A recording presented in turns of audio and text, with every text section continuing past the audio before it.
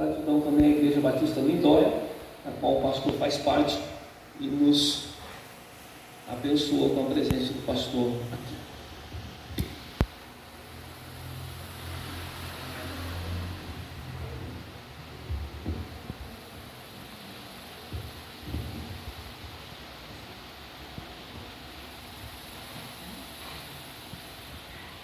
Bom dia, meus irmãos. Bom dia. Muito bom estar aqui com vocês, vê-los animados, como apresentado pelo pastor Nivaldo, e agradeço o convite de coração, fico muito feliz de estar aqui. Eu me chamo Vilibaldo, meu nome completo é um tanto quanto difícil, Vilibaldo Rupental Neto, mas pelo menos o primeiro nome é fácil, né? Vilibaldo. Pergunta, quem é que conhece outro Vilibaldo além de mim? Levanta a mão. Ninguém, gente. Eu conheço pessoalmente 3 Vilibaldos. Eu, meu pai e meu avô. 1328, morreu em 1384. Ele vivia em um tempo onde o latim não era mais a língua que as pessoas falavam. Ele começou a observar o quê? Que se lia a Bíblia em latim, mas ninguém falava latim. Se lia a Bíblia numa língua que não era a língua das pessoas. E ele falou, isso não está certo. Nós precisamos ler a Bíblia e entendê-la. E aí ele traduziu, não das línguas originais, porque ele não conseguiu, mas ele traduziu do latim para a sua língua, o inglês. A primeira Bíblia escrita em inglês foi traduzida por ele. Mas foi um primeiro passo que depois se aprofundou. As pessoas começaram a pensar, puxa, por que ler a Bíblia numa língua que nós não entendemos? Meus irmãos, 1000 anos depois de Jerônimo, a mesma tradução. Vamos pegar um exemplo português. Língua portuguesa de 1000 anos atrás, vocês já pararam para pensar como é que era? O português de 1000 anos atrás, gente, não sei se vocês já tiveram experiência. Quando eu fiz o curso de História, a gente fez o que chama paleografia medieval, que é você pegar os textos da própria Idade Média e traduzir. Vou dizer, gente, eu prefiro traduzir um texto do inglês do que o português medieval. É muito diferente do nosso português. Esse latim de Jerônimo, 1000 anos depois, já era outra língua.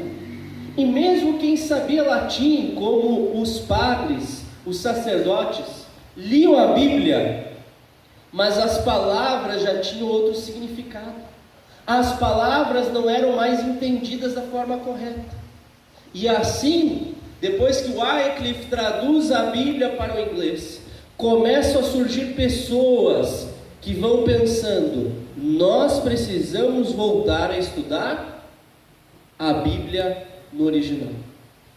E Deus permitiu que algumas pessoas viessem a estudar. Uma dessas pessoas, um homem muito desconhecido hoje, apesar da sua importância, Lorenzo Valla. Quem aqui já ouviu falar em Lorenzo Valla? Levanta a mão. Ó, ninguém, só eu. Vou levantar a mão, que eu já ouvi falar. Só eu. Ninguém fala desse homem. Mas olha que interessante. Lorenzo Valla era um filólogo. O que é um filólogo? Um estudioso das línguas. E ele pensou, vou estudar o grego e vou procurar textos do Novo Testamento em grego. Mas tinha, professor? Tinham manuscritos escondidos dentro de bibliotecas, que eram cópias de cópias de cópias do original, mas estavam lá. E ele falou, eu vou estudar porque eu quero ver se o Novo Testamento em grego condiz com o Novo Testamento em latim que nós usamos. E ele começou a estudar, e ele notou que haviam grandes diferenças, que muita coisa no original dizia uma coisa e no latim estava outra. E ele começou a ver e anotar e fez um trabalho extraordinário da comparação do Novo Testamento em grego com a tradução para latim. Mas sabe o que aconteceu? Lorenzo Valla morreu e a sua obra, que não foi publicada, se perdeu. No tempo dele, as obras eram publicadas de uma forma bem diferente. Uma obra, ela precisava ser toda transcrita à mão. Olha só, eram copiadas à mão. Então havia os monges copistas. Quando alguém escrevia uma obra importante, aquela obra era copiada à mão, letra por letra, palavra por palavra. Mas no momento que ele morre, o mundo estava mudando e Deus permitiu essa mudança. Uma mudança incrível.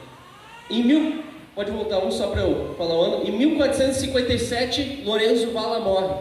Sua obra se perde. Mas olha o que o mundo estava vendo nesse contexto. Pode passar mais um.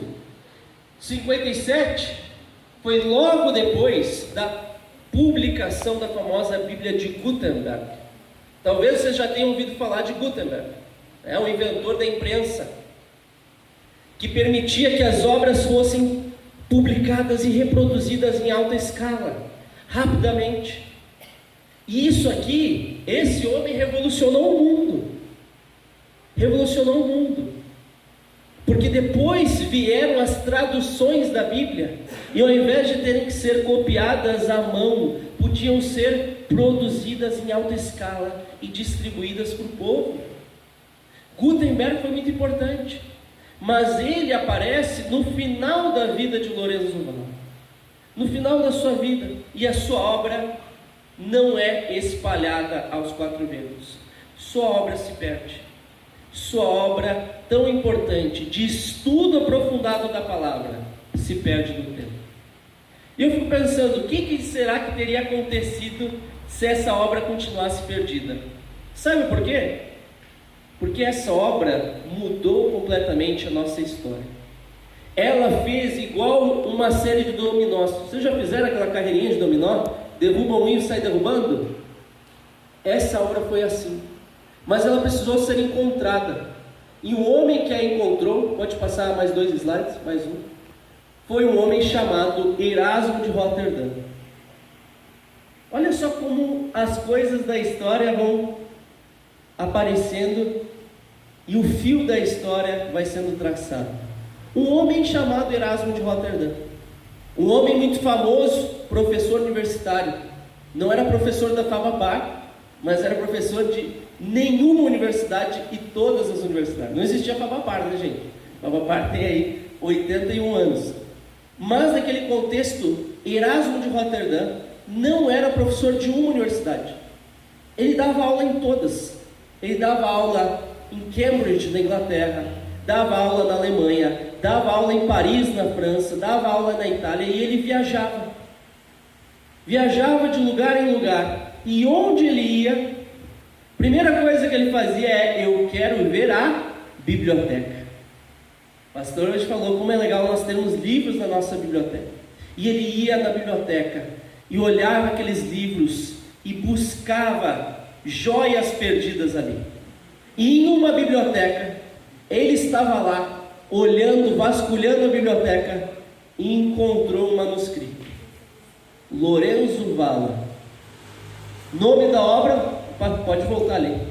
Nome da obra, volta mais um, desculpe. Collatio Novi Testamenti, em latim. Comparação dos Novos Testamentos. Ele olhou aquela obra, Lorenzo Valla, uma obra perdida. O que será que Lorenzo Valla fez nessa obra? Quando ele viu aquela obra, a ficha dele caiu. Ele olhou e viu: nós estamos usando uma tradução do latim de 1000 anos atrás, recheada de erros, e não percebemos. Aquela obra, ele que não era bobo, ele publicou, escreveu um prefácio, publicou a obra, mas ele fez mais. Ele viu aquela obra de Lorenzo Valla como um desafio. Sabe o que Erasmo de Roterdã fez, gente? Ele passou a buscar nas bibliotecas que ele visitava manuscritos do Novo Testamento em grego, para remontar o Novo Testamento original. Ele começou a procurar textos perdidos do Novo Testamento em grego que ninguém mais lia, estavam lá perdidos, para fazer agora uma nova tradução a partir do original. E ele fez, gente. Sabem o ano que foi publicada essa obra? 1516. Qual que foi o ano que a gente considera início da reforma, gente? 1517. Um ano depois, e não foi à toa. Lorenzo Valla publica sua obra. Sua obra inspira Erasmo de Roterdã a escrever uma nova tradução da Bíblia para o latim. E essa Bíblia é lida por ninguém mais, ninguém menos que Martinho Lutero. Pode avançar. Avança mais um. A obra de Erasmo se chamava Novo Instrumento, uma nova tradução do Novo Testamento para o latim. E dentre as mudanças, porque era diferente da Vulgata, da tradução de Jerônimo de 1000 anos antes, era bem diferente, porque ele olhou, estudando o Novo Testamento, ele via que muita coisa estava traduzida errado. E uma das mudanças que ele fez, olhem só, mudança em uma pequena palavra, uma palavrinha. A palavra em latim, poenitentium adite, duas palavras na verdade. Poenitentium adite, o que significa isso em latim? Façam penitências. E ele olhou, em latim está façam penitências, mas em grego não é isso que está. Em grego está metanoeite, que vem de metanoia. Meus irmãos, sabem o que significa metanoia? Mudança de mente, arrependimento. Às vezes a gente aprende essa palavra em pregações, muitos pregadores gostam de falar metanoia, mudança de mente, arrependimento. Mas olha quem descobriu isso. Erasmo de Roterdã descobre a partir de Lorenzo Valla e ensina isso na sua Bíblia para Martinho Lutero. Uma pequena mudança que fez toda a diferença. Sabe por quê? Porque em 1517, 31 de outubro de 1517, Martinho Lutero publica suas 95 teses, das quais a primeira é a seguinte: ao dizer fazei penitência, nosso Senhor e Mestre Jesus Cristo quis que toda a vida dos fiéis seja uma penitência. Poxa, professor, mas ele manteve ali a penitência, mas ele começou a apresentar o princípio por trás. A primeira das 95 teses é essa. Tem gente que acha que 95 teses é um livro dessa grossura. Não sei quem aqui, alguém aqui já leu as 95 teses? Levanta a mão. Aí, ó, alguns já leram. Quem é meu aluno tem que ler, né? Tá certo? As 95 teses, gente, é um textinho bem fininho, tá? É um panfletinho. E a primeira tese é essa. Por quê? O que ele está dizendo? Ele está dizendo lá na Bíblia, que diz que Jesus diz, fazei penitência. Não é fazer penitência o propósito de Jesus. É que a nossa vida seja uma penitência. No sentido de que nós precisamos mudar não só as nossas ações, fazendo algo para compensar, mas a nossa vida precisa ser transformada. No ano seguinte, ele escreve as explicações sobre as 95 teses. E ele diz, no original grego, há a palavra metanoia, cujo significado não é penitência, mas arrependimento. As 95 teses dependem dessa primeira tese, que dependeu de Erasmo de Roterdã ter feito a sua tradução, que dependeu de Lorenzo Valla ter estudado os textos originais. Vejam como a história ela é feita de detalhes, que Deus permitiu para que as coisas andassem conforme a sua vontade. Lorenzo Valla, Erasmo de Roterdã, Martinho Lutero. Tanto é, pode avançar, que muitos vão dizer naquele contexto que Erasmo colocou o ovo que Lutero chocou. É como se Erasmo fosse o pai da reforma protestante. O triste foi que Erasmo morreu católico e não quis participar da reforma. Ele disse, não vou participar. E os reformadores diziam, mas Erasmo participe. Tinha um reformador, Zwinglio, que considerava Erasmo como seu mestre. Erasmo, não vou fazer isso, não vou participar. Por quê? Ele tinha um acordo com o Papa de que a sua tradução do Novo Testamento em latim, junto com o Novo Testamento em grego, era a versão oficial da igreja, e por 4 anos não se pôde vender nenhuma outra obra igual. Ele tinha uma aliança financeira com a igreja, e isso impediu de participar da reforma. Mas ele foi usado por Deus para dar esse passo. E é interessante de nós olharmos, isso é representado por imagens. Eu acho que vocês não conseguem enxergar muito bem essa imagem. Conseguem? Está difícil de enxergar, eu acho, né? Conseguem? Essa imagem, gente, eu acho ela muito interessante. Se vocês observarem, bem na esquerda no alto, lá está, lá não, né? É o nosso Deus, né? Lá está Deus representado, Deus Pai. Ó, muito obrigado. Mais para baixo aqui, há Jesus Cristo despejando um saco em um moedor. Do saco está caindo ali, de cabeça para baixo, uma ave, a cabeça de uma ave, não sei se vocês estão vendo. E isso, ali a cabeça da ave.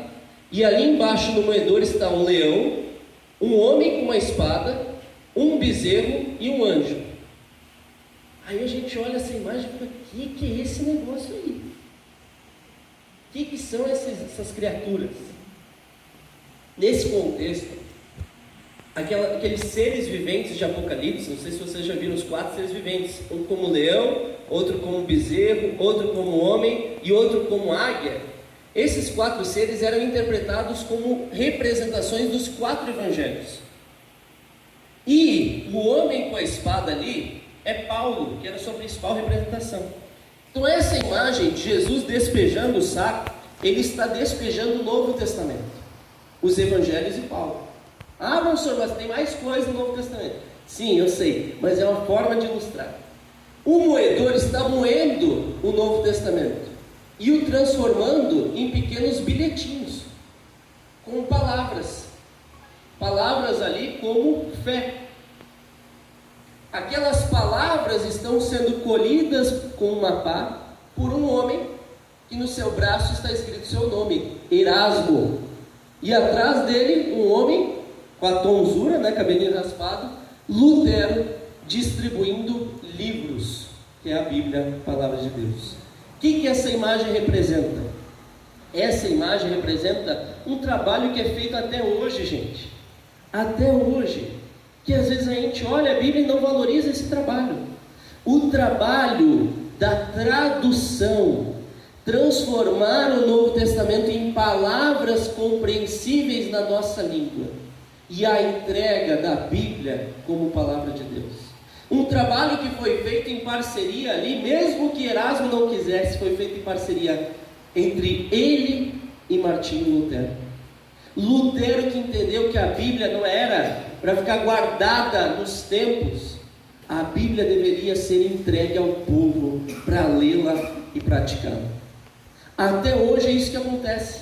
Há tradutores da Bíblia, como vocês já conheceram, o pastor Antônio Renato Busso, tradutor da Bíblia, e há vários tradutores, mas há também aqueles que entregam a palavra, os pastores pregando todos os domingos, entregando a palavra de Deus.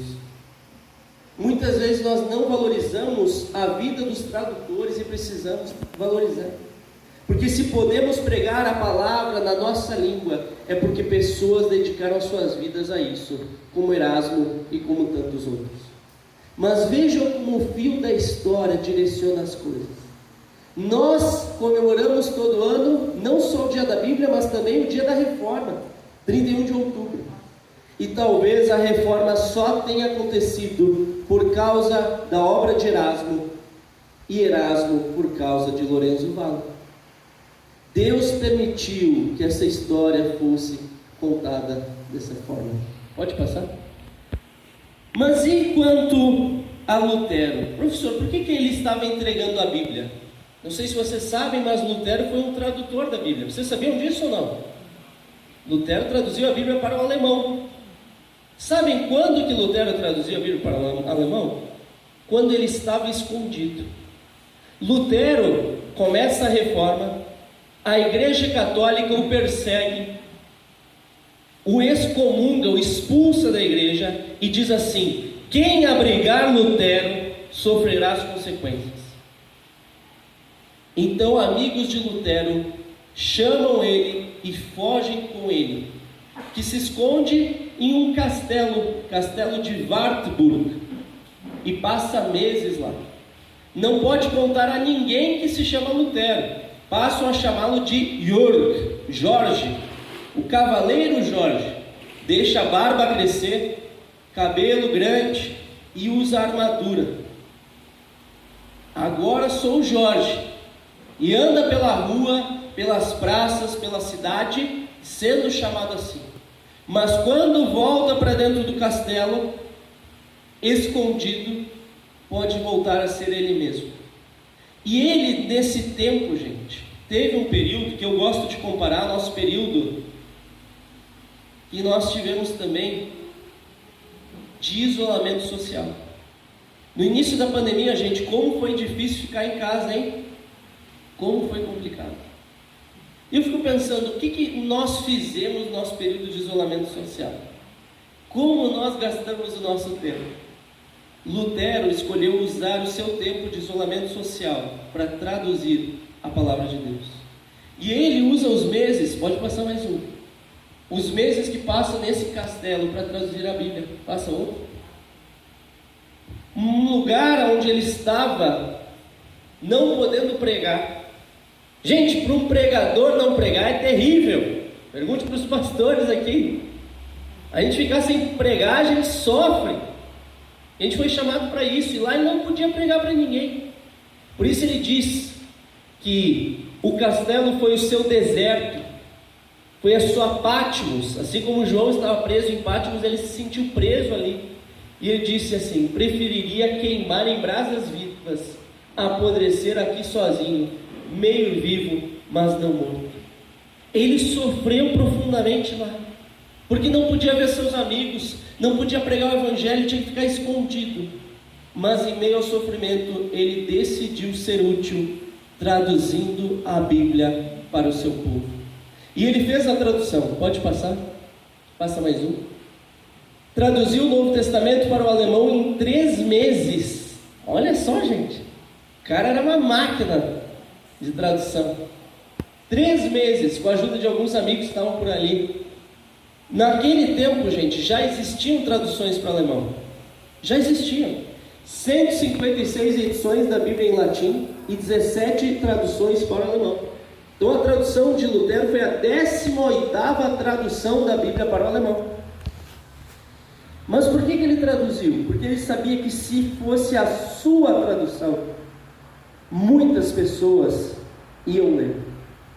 Ele estava tão famoso que ele começou a perceber que a vida dele estava influenciando que as pessoas buscassem conhecer a palavra. E ele decidiu fazer uma tradução. E ele pensou: como eu vou traduzir a Bíblia? Com uma linguagem complexa? Não. Vou traduzi-la numa linguagem compreensível. E ele traduz para um alemão popular, um alemão simples. Passa mais um. E olha o que ele diz sobre a sua tradução: na minha tradução, pus todo o meu zelo em empregar um alemão puro e claro, a mulher no seu lar, as crianças nos seus jogos e os burgueses nas praças públicas. Esses foram os meus mestres. Quis aprender deles como se fala e como se explica. Ele olha e vê: o povo precisa entender a palavra de Deus. O povo precisa ler e captar a mensagem. Não vou fazer uma tradução rebuscada, vou traduzir do jeito que o povo fala, para eles ouvirem a voz de Deus, ouvirem o rádio de Deus, como nós cantamos, ouvirem essa mensagem tão importante. Uma tradução, gente, que foi o primeiro best-seller da história das obras publicadas. Foi publicado em 1522, na Feira do Livro de Leipzig. Primeira edição, 3.000 exemplares, esgotados em 3 meses. Vocês têm noção do que é isso, gente? Naquele tempo, 3 mil exemplares era muita coisa. Hoje em dia, 3 mil exemplares é um livro normal. Eu, por exemplo, estou para lançar um livro, não pude trazer porque ele não veio da gráfica ainda, mas está para sair, que vai ser lançado com cerca de 2 mil a 3 mil exemplares. Naquele tempo, 3 mil exemplares era muita coisa. E vender em 3 meses, gente, mesmo hoje, vender um livro, 3 mil exemplares em 3 meses é muito. Mas olha só, ao longo da vida dele, foram vendidos 100 mil exemplares do Novo Testamento, 500 mil impressões, ou seja, partes da Bíblia, e 253 edições diferentes foram publicadas. Lutero, nós conhecemos como o homem da Reforma Protestante, mas ele foi um homem que só fez a reforma, a palavra de Deus. A sua vida transformou a vida de centenas de milhares e milhões de pessoas, porque ele decidiu se colocar diante de Deus. E Deus usou outras pessoas nessa linha histórica que chega até Lutero.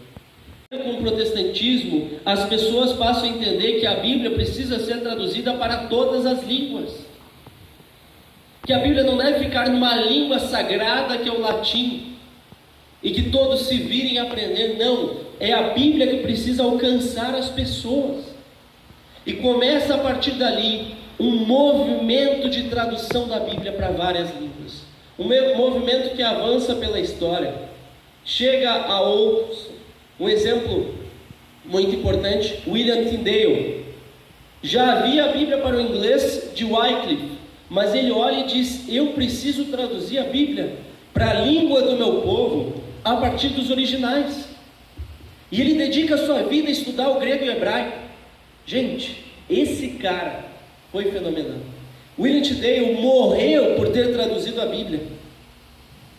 Morreu fora da sua pátria, porque estava escondido na Holanda para traduzir e imprimir a Bíblia. Mas é encontrado, preso. Enquanto estava preso, prestes a morrer, sofrendo frio numa cela, ele escreve a um amigo: meu caro amigo, eu te peço 2 coisas quando vier me visitar. Me traga um agasalho, porque estou sofrendo com frio, mas me traga também um dicionário de hebraico, porque eu quero estudar mais para traduzir a Bíblia. Não conseguiu avançar na tradução bíblica porque veio a morrer, mas a sua obra permanece até hoje. Alguém que até o fim dedicou a sua vida àquilo que acreditava, mesmo que isso levasse ele a ser preso e morto. Alguém que entendeu a importância de levarmos a palavra a quem precisa. William Tyndale deixou o seu exemplo, recorreu às línguas originais, dedicando a sua vida a isso, a oferecer a melhor tradução possível para aqueles que ele conhecia. E hoje, gente, como é que está a situação? Algumas pessoas não sabem o que eu vou falar agora, que é algo muito importante. A Reforma Protestante impactou o mundo todo. Algumas pessoas me perguntam assim no dia da Reforma: pastor, batista deve comemorar o dia da Reforma? Eu falo sim. E eles perguntam: mas a denominação batista, ela veio da Reforma? Eu digo: olha, indiretamente. Porque houve a Reforma Protestante com Lutero e outros. Uma dessas reformas foi a anglicana. Da anglicana surgem movimentos separatistas e daí veio os batistas. Mas a reforma, gente, impactou o mundo todo. Até a Igreja Católica, sabiam disso? Meus irmãos, se eu falar para vocês que no aniversário de 500 anos da Reforma Protestante, o Papa comemorou, vocês acreditam nisso? O próprio Papa admitiu a importância da Reforma Protestante nos 500 anos da Reforma. Não botei aqui, mas há um selo do Vaticano em comemoração aos 500 anos da Reforma. Porque a Reforma fez a própria Igreja Católica perceber muitos erros. Mas alguns só perceberam muito tempo depois. Recentemente, em 1907, eu acho recentemente, para quem estuda a história, né, gente? Hoje, no início da minha fala, que a gente estava lá no século II, né? Em 1907, Papa Pio X olha para a tradução que os católicos estavam usando e fala: querem saber? Vamos voltar a usar a Bíblia de Jerônimo. Muitos ouviram isso e falaram: meu Deus, quantos passos para trás a gente vai dar? Já estava, a Igreja Católica já estava usando uma tradução mais avançada, mais próxima do original. E esse Papa diz: não, vamos voltar lá para Jerônimo.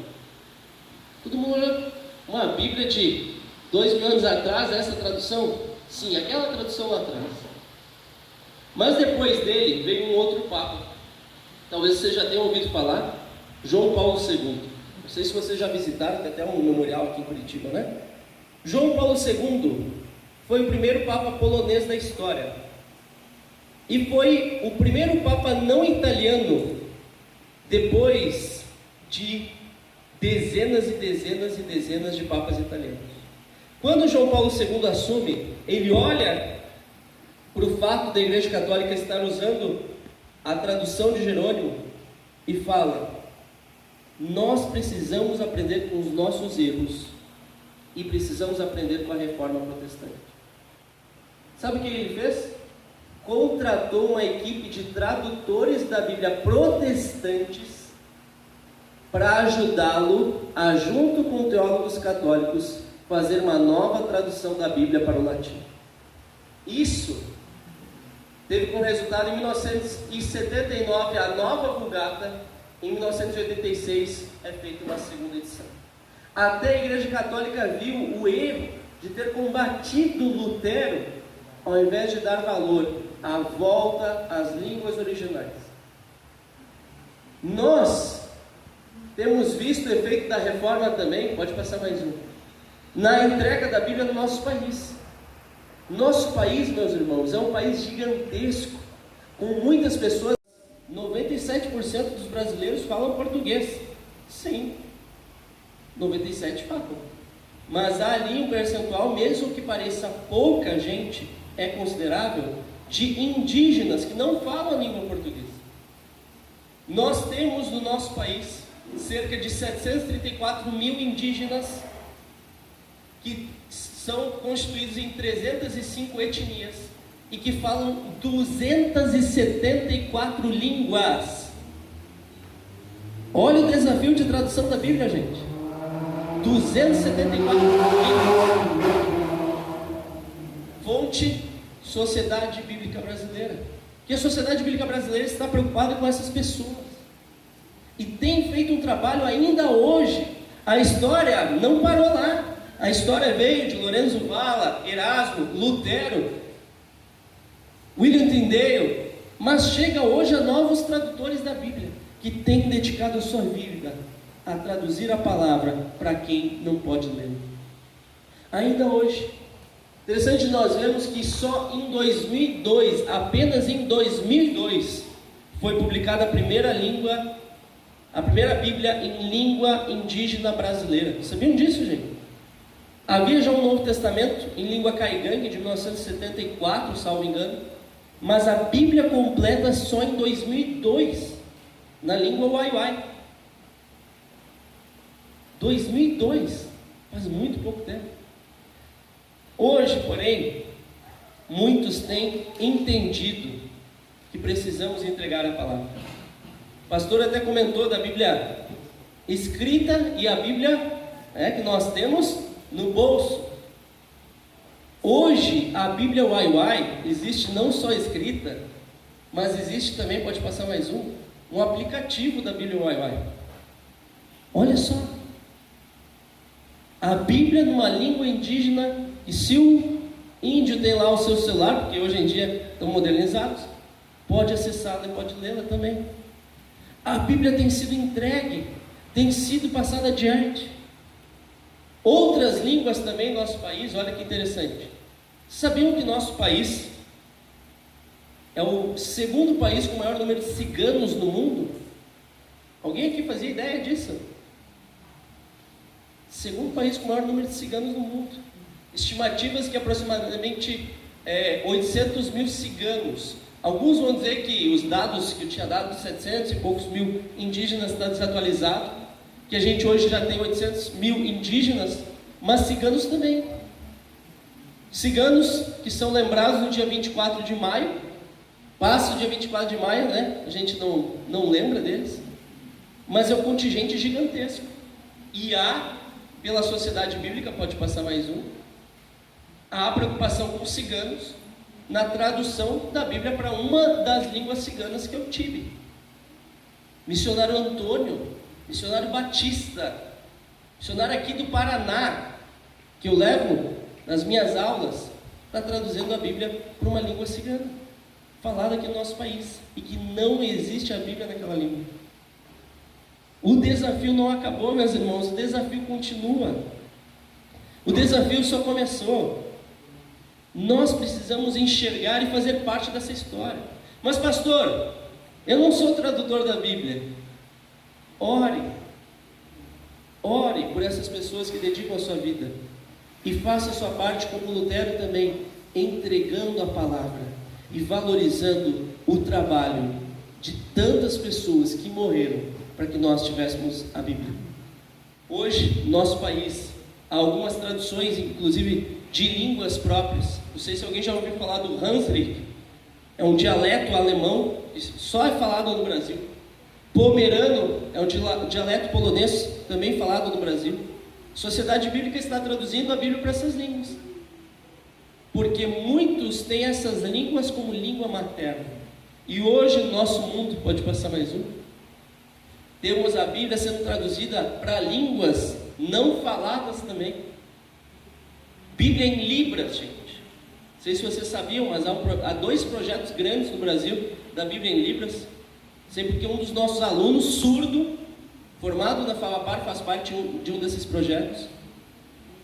A Bíblia sendo entregue, mas o desafio continua. Hoje a Bíblia já está publicada em 704 línguas diferentes, mas o Novo Testamento está publicado em 1551 línguas e partes da Bíblia em outras 1160 línguas. Olha o tamanho do desafio. O que isso significa? Que já há Bíblia em 704 línguas fechadas, terminadas, mas há 2007 línguas em processo de tradução da Bíblia. 2007 línguas que há alguém ali que já começou a traduzir, mas não conseguiu terminar. Alguém que iniciou o trabalho, mas precisa das nossas orações, porque passam por dificuldades que a gente nem imagina. 2007 línguas, para que as pessoas que as falam sejam alcançadas pela palavra de Deus e pelo nosso Senhor Jesus Cristo. Amém? Amém. Deus abençoe vocês. Espero que tenham aproveitado essa breve aula, mas gostaria agora de abrir a perguntas da nossa